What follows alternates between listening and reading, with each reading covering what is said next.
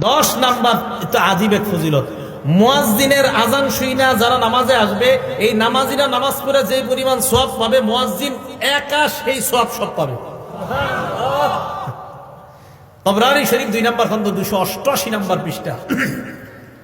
এই পৃষ্ঠায় আসছে আবু উমামা বাহিলী রাদিয়াল্লাহু তাআলা আনহুর বর্ণনা। দেখেন কি কয়, আজরুহু আজরু মান সাল্লা মাআহ, আজরুহু আজরু মান সাল্লা মাআহ।